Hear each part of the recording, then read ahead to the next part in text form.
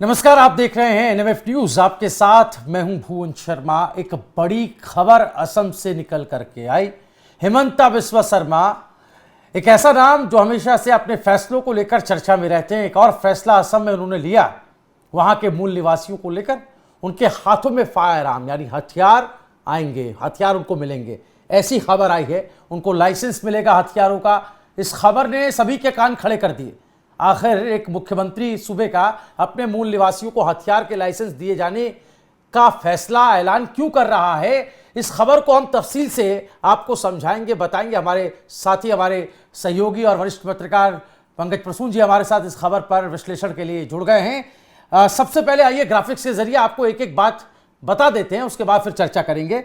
असम के मूल निवासियों को कैसे गन लाइसेंस देने की बात कर रहे हैं हिमंता बिस्वा शर्मा मुख्यमंत्री। राज्य सरकार फरवरी 2026 तक कमजोर और दूर दराज इलाकों में रहने वाले मूल निवासियों को फायर आर्म लाइसेंस का पहला बैच जारी करेगी, ये खबर है। इसके अलावा ये घोषणा राजनीतिक रूप से काफी अहम मानी जा रही है, क्योंकि ये अगले साल मार्च अप्रैल 2026 में होने वाले राज्य विधानसभा चुनाव से ठीक पहले हुई है। तो इसका जो चुनावी कनेक्शन भी निकाला जा रहा है, फरवरी से ये लाइसेंस मिलना शुरू हो जाएगा, इस फैसले को अगर समझें तो। अब फटाफट से हिमंता बिस्वा शर्मा ने क्या कहा, आइए आपको ये भी बता देते हैं। वो कह रहे हैं इस योजना के तहत लाइसेंस का पहला बैच फरवरी में दिया जाएगा। हमें फायर आर्म लाइसेंस के लिए बहुत सारे आवेदन मिले हैं। हम मौजूदा वक्त में आवेदनों की जांच कर रहे हैं। सरकार बहुत चुनिंदा तरीके से लाइसेंस जारी करेगी और हथियार रखने के इच्छुक सभी लोगों को इसकी परमिशन नहीं दी जाएगी। ये पहल असम कैबिनेट की तरफ से मई में खास योजना शुरू करने के फैसले के बाद की गई है, जिसके तहत असुरक्षित और दूरदराज इलाकों, खासकर बांग्लादेश बॉर्डर के पास रहने वाले भारत के मूल निवासियों और मूल नागरिकों को इसकी इजाजत दी गई है। तो यह बयान भी आपने पढ़ लिया, समझ लिया। हिमंता बिस्वा शर्मा आजकल इसलिए भी सुर्खियों में है क्योंकि जो घुसपैठिए आ जाते हैं उनके प्रदेश के अंदर, उन्हें वो बाकायदा उनका नाम लेकर, उनके चेहरे सोशल मीडिया पर दिखाकर उनको वापस पुशबैक करते हैं। घुसपैठियों पर भी हम आगे आएंगे, लेकिन पहले इस खबर को समझ लेते हैं पंकज जी से। पंकज जी, फायर आर्म का लाइसेंस मिल जाएगा मूल निवासियों को, इसको आप कैसे देख रहे हैं इस खबर को? नहीं, बहुत लंबे समय से मांग थी कि बहुत सारे ऐसे इलाके हैं असम में जहाँ के जो मूल निवासी हो गए हैं वो अल्पसंख्यक हो गए हैं। मतलब उनकी संख्या बहुत कम हो गई है और उनको डरा कर, मारकर, धमका कर वहाँ से भगाया जा रहा है और उनकी ज़मीनों पर, उनके खेतों पर बाहर के लोग, बाहरी मतलब आप बांग्लादेश समझ सकते हैं, वो कब्जा कर रहे हैं। इस तरह की शिकायत मिलने के बाद पुलिस प्रशासन ने काफ़ी कार्रवाई भी की है उन इलाकों में। लेकिन लोगों का ये कहना था कि पुलिस एक बार चली जाती है तो फिर हमारी मुसीबतें और बढ़ जाती तो इस लिहाज से एक योजना बनाई गई। कहा कि जो आदमी अप्लाई करेगा, जिसका चरित्र अच्छा होगा, मतलब ऐसा नहीं किसी भी क्रिमिनल को लाइसेंसी गन नहीं दे देंगे, और जिसकी जरूरत होगी, उन लोगों से जो एप्लीकेशन मंगाया गया था, जो काफी लंबे वक्त से जो पेंडिंग था, उसको सिर्फ क्लियर किया गया है। और जिन इलाकों से जो आए थे वो जिलों के नाम सुनिए। धुबरी एक जिला है, ठीक है। उसके बाद नागांव है, मोरी गांव है, बारपेटा है, साउथ सलामारा मनकाचर है और ग्वालापाड़ा है जी। ये वो इलाके हैं जो कि बिल्कुल बांग्लादेश बॉर्डर से सटे हुए हैं।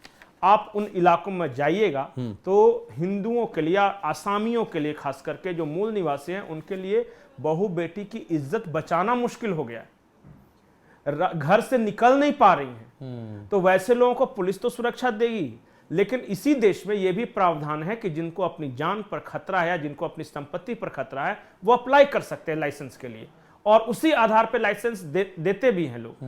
तो ये अब इसको क्या है, चूंकि मूल निवासियों को दे रहे हैं तो बांग्लादेशियों को क्यों नहीं दे रहे हैं? तो जो आसाम की भाषा है मियाँ लोग को क्यों नहीं दे रहे हैं? आसाम में मियाँ लोग का ये मत समझिए कि मुस्लिम के बारे में बोल रहे हैं। आसाम में मियाँ उनको बोला जाता है जो कि लोकल वहाँ के मुसलमान नहीं है। जैसे कोई बिहार यूपी से भी आ गया, या फिर बांग्लादेश से आ गया, तो उनके लिए मियाँ शब्द का इस्तेमाल, मियाँ मुसलमान वहाँ बोलते हैं। अच्छा, तो ये अंतर है। ठीक है। तो ये बाहरी मुसलमानों को क्यों नहीं दिया गया, मतलब मियाँ को क्यों नहीं दिया गया, और मूल निवासियों को क्यों दिया गया, इस बात को लेकर वहां एक नैरेटिव सेट करने की कोशिश की जा रही है। अच्छा, और मैं से आप आगे ये भी समझूंगा कि चुनाव आने वाले हैं, वहां पर इसका वोट बैंक पे कैसे इसको साधने की कोशिश है, इसके क्या मायने हैं, इसको समझेंगे। लेकिन घुसपैठ को लेकर चर्चा चल रही है। आपने जिक्र किया कि बांग्लादेश से कई लोग आ जाते हैं, और उस पर हिमंता की कार्रवाई को अगर हम देखें तो 2021 से अवैध घुसपैठ, खासकर बांग्लादेश के खिलाफ सख्त नीति अपनाई है। और उनकी सरकार डिटेक्ट, डिलीट और डिपोर्ट 3D पर काम कर रही है और इस पॉलिसी पर अवैध प्रवासियों की पहचान, उनका नाम काटना और वापस भेजना इसमें शामिल है। इसके अलावा पुशबैक स्ट्रेटेजी जिसकी हम चर्चा कर रहे थे, उसके तहत सीमा पर पकड़े गए घुसपैठियों को बिना कानूनी प्रक्रिया के तुरंत बांग्लादेश कैसे वापस धकेला जाता है, पुशबैक किया जाता है। ये भी दरअसल एक कानून है, एक एक्ट है, इमिग्रेंट्स एक्सपल्शन फ्रॉम असम 1950। इसके तहत इसको वैध बताया गया है, लीगल बताया गया है। पुशबैक के आंकड़ों पर भी एक निगाह डाल लेते हैं। अगर आप समझेंगे तो अभी तक 30,000 से ज्यादा पुशबैक हुए अवैध प्रवासी 2021 से अब तक। 2025 की बात करें तो जनवरी जून के मध्य 330 से ज्यादा पुशबैक हुए हैं। जुलाई की बात करें तो 19 जुलाई में 20, 18 जुलाई में 12, 26 जुलाई में 8, अगस्त महीना देख लीजिए, 3 अगस्त में 3 लोगों को भेजा गया, 8 अगस्त को 10 लोगों को भेजा गया, 26 अगस्त को 21 लोगों को धकेला गया वापस, 30 अगस्त को 33 लोगों को वापस उसके बांग्लादेश भेजा गया, वतन भेजा गया। सितंबर की बात कर लेते, 23 सितंबर में 37 लोग आए, उनको भेजा गया। 18 सितंबर में 20 लोगों की शिनाख्त हुई, उनको भेजा गया। और अगर आप हफ्ते का औसत देखेंगे तो 35 से 40 व्यक्ति पकड़े जा रहे हैं, जिनको वापस भेजा जा रहा है। इसके अलावा रोज की पहचान तो 20 से 30 घुसपैठिए पंकज जी रोज असम पुलिस द्वारा वापस भेजे जा रहे हैं। ये बहुत बड़ा आंकड़ा है। अच्छा भुवन, आप एक बात बताइए, आप ही ने बताया 30,000 लोग भेजे गए जी। क्या 30,000 लोगों में से एक व्यक्ति ने भी शिकायत की कि नहीं मैं असम का हूं और मुझे भेजा गया? एक कंप्लेन कहीं से आया है? इसका मतलब कि वो जेन्युइनली बांग्लादेशी थे जी, उनको भेजा गया। अब वो भी इसका विरोध नहीं कर, क्योंकि उनको पता ना कि वो कौन है। क्या वहां पे जो विपक्ष है या गौरव गोगोई हैं, वो ये दावा कर सकते हैं कि आसामी लोगों को भेजा जा रहा है जबरदस्ती? है उनमें हिम्मत कि किसी मंच पे खड़े होकर कह दें कि हेमंत बिस्व शर्मा जो है वो सांप्रदायिक राजनीति कर रहे हैं और आसाम के मुसलमानों को या यहां के मुसलमानों को भेज रहे हैं? उन्होंने भी नहीं कहा, इतनी हिम्मत तो उनके पास भी नहीं है। वो ज्यादा से ज्यादा ये कह पा रहे हैं जाके मुस्लिम मोहल्लों में कि देखो तुम्हारे साथ अत्याचार हो रहा है। कैसे हो रहा है? आसामी मुसलमान एक व्यक्ति अगर कोई कह दे कि हाँ मेरे बाप दादा यहां, मुझे भगाया जा रहा है, तब ना। अगर 30 के 30,000 लोग अगर भगाए गए हैं और शुद्ध रूप से वो बांग्लादेशी हैं जो अवैध रूप से आए हैं, तो फिर किसको क्या आपत्ति हो सकती है? और वो यहां 30,000 कर क्या रहे थे? क्या कर रहे थे वो यहां? ये जमीन हड़प रहे थे। बेदखली के आंकड़े भी सामने आते हैं। आपकी बात पर मैं जवाब दे देता हूं आंकड़ों के जरिए।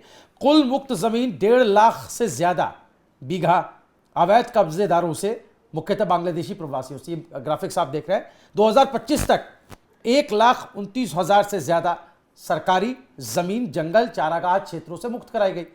कुल अतिक्रमण अगर हम देखेंगे तो 3.35 लाख हेक्टेयर आरक्षित जंगल भूमि पर मार्च 2025 तक। ये क्या आंकड़े हैं पंकज जी जो आप कह रहे थे क्या कर रहे थे? तो ये डेमोग्राफी बदल रहे थे, ये मूल निवासियों के हकूक को खा रहे थे, उन पर कब्जा जमाए बैठे हुए थे। ये आंकड़े हैं। और एक आंकड़ा और देखिए, क्राइम में इनकी भागीदारी देखिए। वहां जो लोकल थानों में जो दर्ज होते हैं उसकी रिपोर्ट देखिएगा तो 66% जो टोटल क्राइम हो रहे हैं। सोचिए कि ये सब अप्रवासी, ये सब जो अप्रवासी के अवैध घुसपैठी हैं, ये कर रहे थे। बहू बेटी को छेड़ना, तंग करना, जबरदस्ती उठाकर शादी करना, लव जिहाद, कट्टरपंथ फैलाना। वहां के लोकल मुसलमानों में भी क्या करना चाहिए था इनके साथ कि आइए सरकार आप हमारे दामाद हैं, जमीनों पे कब्जा कर लीजिए। ये बोलते हैं हेमंत बिस्व शर्मा। एक सरकार को क्या करना चाहिए? गौरव गोगोई या फिर कांग्रेस ये जवाब दे कि क्या करना चाहिए था? आपने भी तो असम अकॉर्ड साइन किया था, राजीव गांधी ने। तो जब सत्ता में रहे तब आप वही सरकार की नीति कह रहे हैं कि चलिए असम अकॉर्ड साइन करेंगे, बांग्लादेशियों को वापस भेजवाएंगे। और जब विपक्ष में आ गए तो हाय है मुसलमानों पर अत्याचार। ये दोहरी राजनीति है। और आज की तारीख में आसाम के जो मूल मुसलमान हैं, असमी मुसलमान, वो भी विरोध नहीं करे, बकायदा वो खुश हैं। वो खुश हैं कि ये जो वहां मैंने कहा ना कि एक शब्द अलग है, मियां मुसलमान कहा जाता है। ये बड़ी जानकारी थी। तो मियां मुसलमान को सिर्फ भगा रहे हैं, आसामी मुसलमान को नहीं भगा रहे। और मियां मुसलमान में भी वो जो अवैध तरीके से आए हैं, आ गए, एक झोला उठा लिया और पता चला कि घुस गए और ये यहाँ पे जमीनों पे कब्जा कर रहे हैं, मजारे बना रहे हैं। बनने देना चाहिए। ये देश है, धर्मशाला थोड़ी ना है कि जो मुंह उठा के घुसा चला रहा है। सही बात है। और कभी ना कभी तो इस पे रोक लगनी चाहिए। हमें तो मुझे तो ऐसा लगता है कि पक्ष विपक्ष सभी को मिलकर इसके लिए प्रयास करना चाहिए, क्योंकि ये पॉलिटिक्स का विषय नहीं है, ये देश का विषय है।